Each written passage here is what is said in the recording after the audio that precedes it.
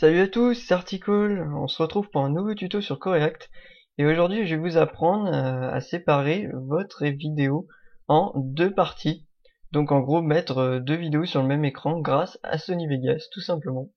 Je vais vous montrer ça tout de suite. Alors ici on a deux séquences vidéo. Donc une qui montre la séquence où le CT va à droite et une autre où ça montre la séquence où le CT va à gauche.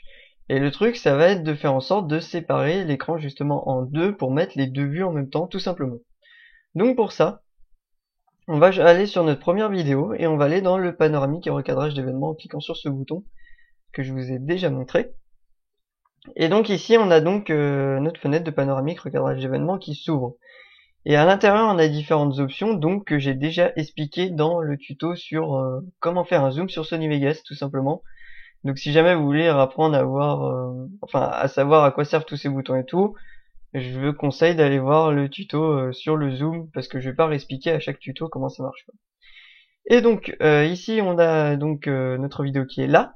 Et ce qu'on va faire d'abord, c'est centrer notre vidéo sur la droite et ensuite centrer l'autre vidéo sur la gauche.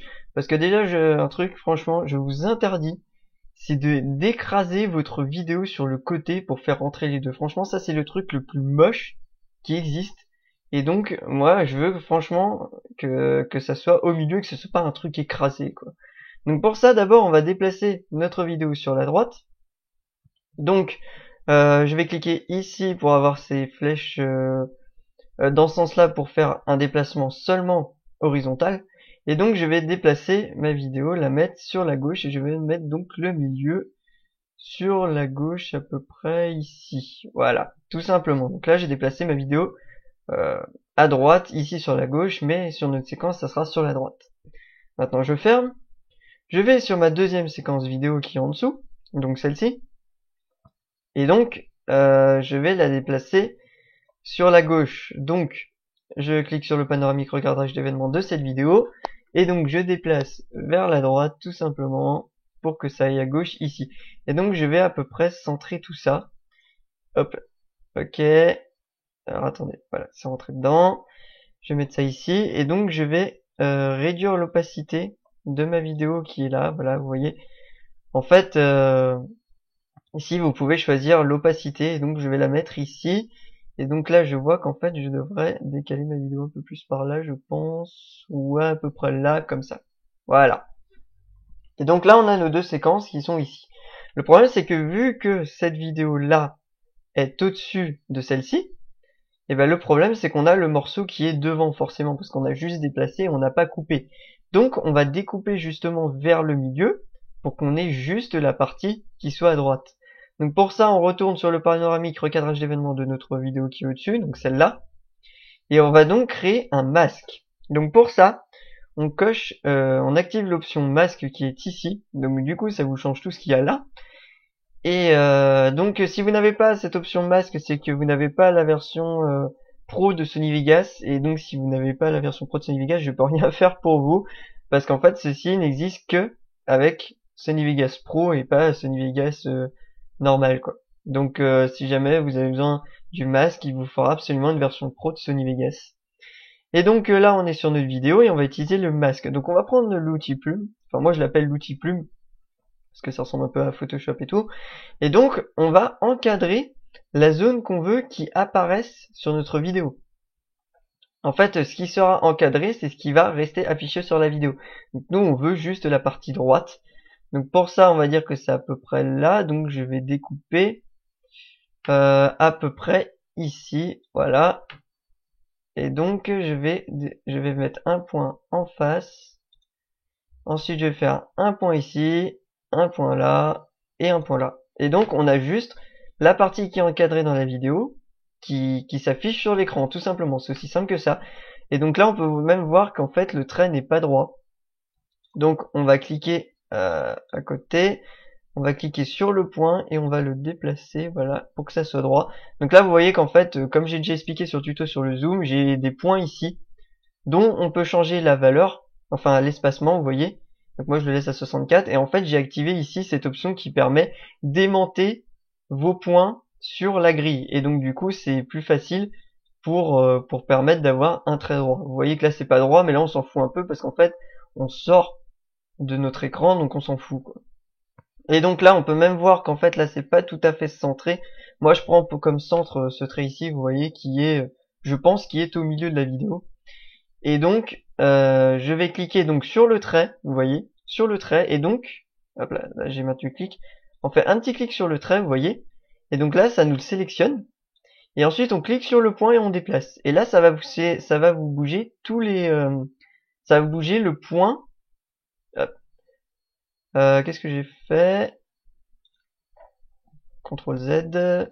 Voilà. Et en fait quand je clique sur le trait et que je bouge le point, ça vous déplace aussi le point qui est en bas. Vous voyez, tout simplement. Enfin, ça nous déplace le trait en entier, quoi.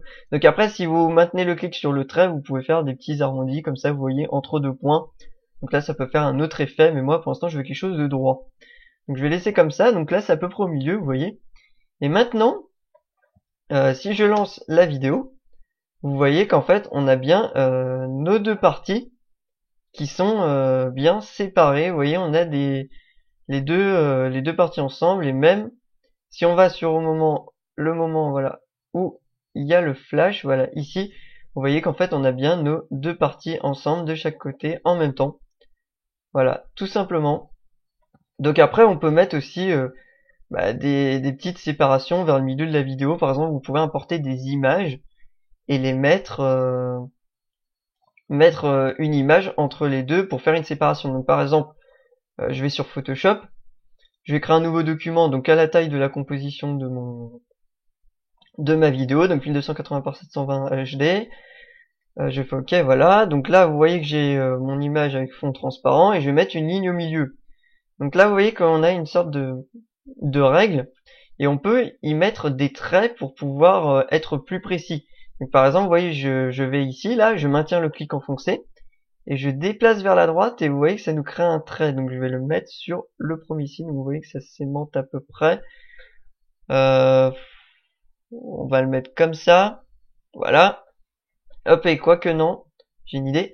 On va aller dans affichage, afficher la grille. Et vous voyez qu'en fait, ça nous met une grille. Et donc ensuite, normalement, dans affichage, vous cochez magnétisme. Et ça veut dire qu'en fait, ce que vous allez faire va s'aimanter à la grille. Ce qui permet de faire des choses plus précises. Et donc maintenant, si je bouge comme ça, vous voyez que ça s'aimante au point de ma grille. Donc là, je vais faire ça comme ça, vous voyez. Et là, je vais le faire aussi ici. Vous voyez, donc là, en fait, on est au milieu. On dirait pas, hein, franchement, quand on regarde de loin, mais en fait, on est bien sur la grille, en fait. Voilà, tout simplement. Donc là, j'ai fait mon trait. Je vais enlever justement cette grille. Et maintenant, je vais faire un rectangle. Donc, je vais créer un nouveau calque. Donc, CTRL-MAJ-N. Je vais faire trait milieu, hein, on s'en fout. Ok, j'ai laissé maj enfoncé. Trait milieu. Je sais pas écrire. Voilà, hein, ok. Et donc là, je vais faire mon rectangle. Et là, en fait, le rectangle est aimanté à la grille. Enfin, au repère, vous voyez, tout simplement. Donc après, je peux toujours réactiver la grille. Ici, je me souviens jamais du raccourci, voilà. Et je peux aussi aimanter mon rectangle à la grille comme ça, vous voyez. Donc là, j'ai fait mon trait. Et donc, je vais appliquer un petit effet à ce trait. Donc, je vais dans clic droit, option de fusion, donc les trucs basiques. Et là, on choisit. Donc, par exemple, moi, je vais faire une incrustation en dégradé. Je vais le mettre à 0 degré pour que ça fasse un effet comme ça. Et ici, je vais modifier. Je vais mettre ça au milieu, donc à 50%, voilà. Et à gauche, je vais double-cliquer pour créer un nouveau point. Et je vais le mettre en noir. Voilà. Au milieu, hop, je vais le mettre en blanc. Et à droite, je vais le mettre en noir. Voilà. Donc ça va nous faire un petit effet, un effet assez basique, mais c'est juste un truc vite fait pour le tuto, vous voyez. Et donc après, je vais aller dans biseautage et estampage. Je vais mettre la taille à fond, voilà. Et je vais mettre tout ça à 100%, voilà. Ok. Et d'ailleurs, je vais mettre ça à 90 degrés pour que ça aille vers le haut. Et ici, 0 degré.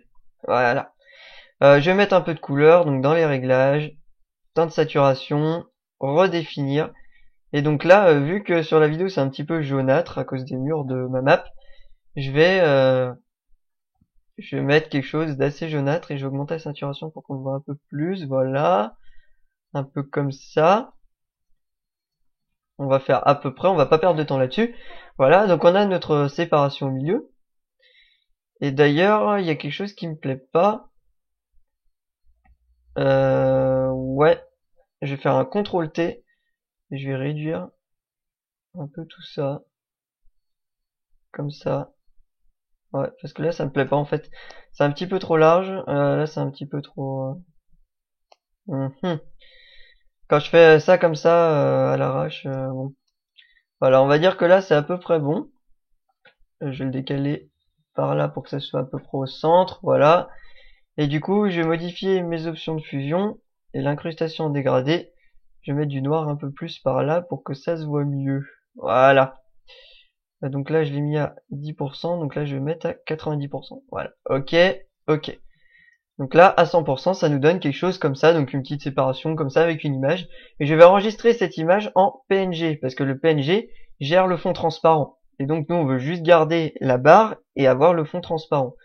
Donc j'enregistre ça dans... je suis dans quoi là? Dans projet, image. Et je vais le mettre en PNG. Et je vais mettre bande middle. Enregistré. Ok. Et maintenant, je vais aller chercher ça. Donc dans vidéo. Voilà. Et donc je vais glisser ça dans Sony Vegas tout simplement. Voilà. Et donc maintenant, je vais créer une nouvelle piste qui va être au-dessus pour que notre bande soit au-dessus des deux vidéos. Donc je fais clic droit, insérer une piste vidéo, et sinon CTRL maj Q. Et donc je vais glisser ça ici. Voilà. Et donc vu que ma composition est longue, je vais étirer la longueur du temps de ma bande. Voilà. Et vous voyez qu'on a notre bande qui est au milieu. Parce que vu que je l'ai mis sur Photoshop au milieu, forcément ça se met automatiquement au milieu. Après on peut faire une petite opacité, changer la couleur, tout ça. Enfin bon. C'est un peu selon vos envies. Et vous voyez que maintenant on a notre séquence vidéo avec la barre de séparation au milieu, enfin avec une image au milieu. Après ça peut être un peu n'importe quoi, ça peut aussi être une vidéo, par exemple vous avez fait une petite barre sur After Effects animée avec des particules ou autre chose comme vous voulez. Et vous pouvez aussi, bien entendu, insérer tout ça sur votre composition pour faire un peu ce que vous voulez. Donc vous voyez là on a une bonne séparation. Après quelque chose que je n'ai pas fait, c'est que derrière, vous voyez que j'ai pas coupé ici. J'aurais aussi pu le faire. Bon là, j'en ai pas besoin.